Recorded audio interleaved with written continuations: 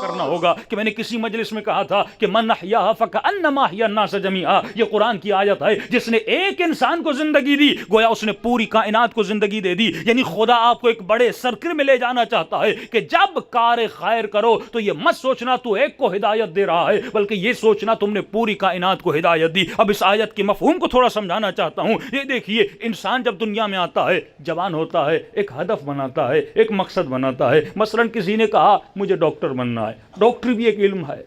کسی نے کہا مجھے انجینئر بننا ہے، وہ بھی ایک علم ہے. کسی نے کہا مجھے سائیکٹرسٹ بننا ہے، یہ بھی ایک علم ہے. لیکن سوال یہ ہے بہترین علم کون سا ہے جو تھوڑا بہت آپ مجلسوں میں آ کر لیتے ہیں؟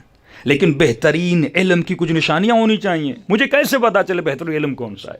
آج ایم یہ ہوتا ہے کہ وہ علم حاصل کرو جس میں سب سے زیادہ پیسہ ملے. یعنی ہم ڈاکٹر بنتے ہیں فائنینشلزم کی وجہ سے، زیادہ پیسے ملیں. ہم انجینئر بنتے ہیں کیونکہ اس میں پیسہ زیادہ ہے.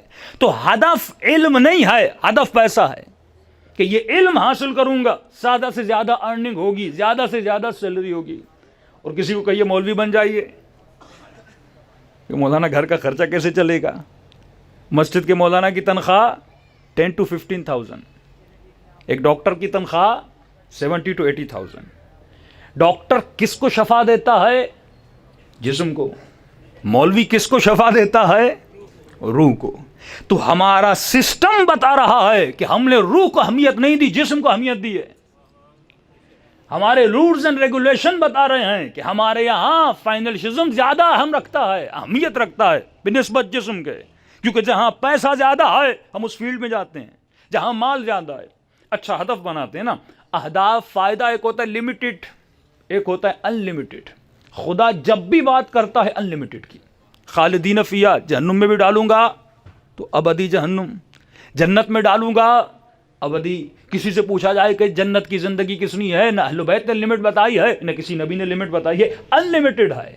دنیا لمیٹڈ، آخرت ان لمیٹڈ ہے. جب وہ اجر دیتا ہے تو یہ مثالیں بیان کرنے کے لیے ہیں کہ فرمایا اگر تم ایک سبحان اللہ کہو گے تو 100 درخت لگ جائیں گے، پھر ایک سبحان اللہ کہو گے 1000 درخت لگ جائیں گے. یعنی خدا ان لمیٹڈ چیزوں کی طرف آپ کو لے جانا چاہتا ہے. اب انسان کو ہدف بھی وہ بنانا چاہیے جو آپ کو ان لمیٹڈ فائدہ دے.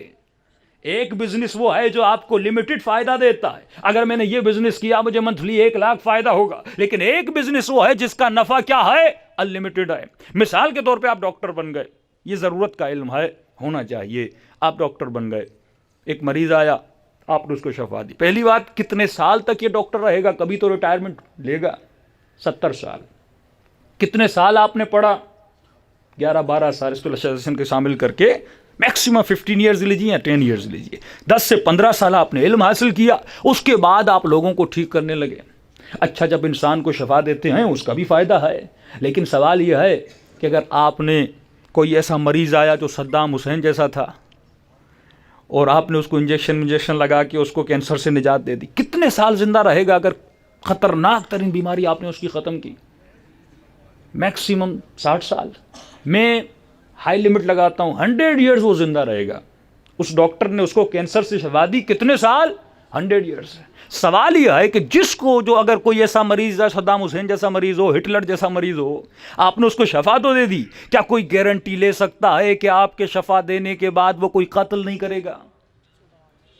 وہ کسی کو مارے گا نہیں، وہ چوری نہیں کرے گا؟ اس علم میں کوئی گارنٹی نہیں ہے، کیونکہ آپ نے پیسہ لیا، اس کے جسم کو شفا دی اس دن کو دیکھتے ہوئے. لیکن یہ بھی گارنٹی ہم نہیں دے سکتے کہ جس کو میں نے بچایا ہے وہ آگے جا کے بنے گا کیا، وہ آگے جا کے کرے گا کیا.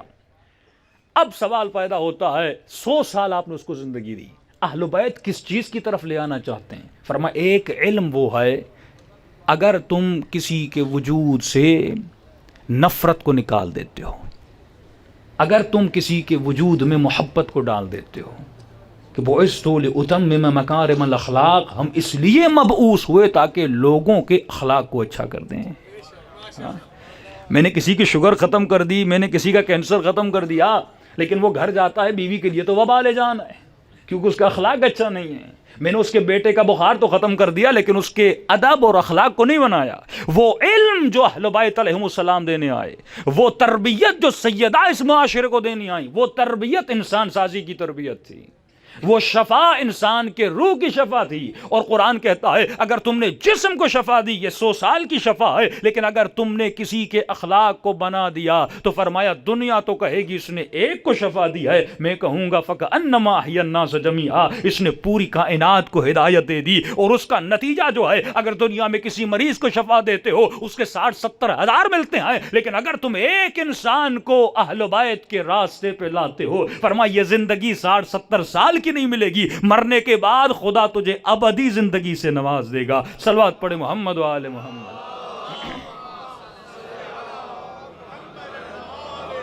محمد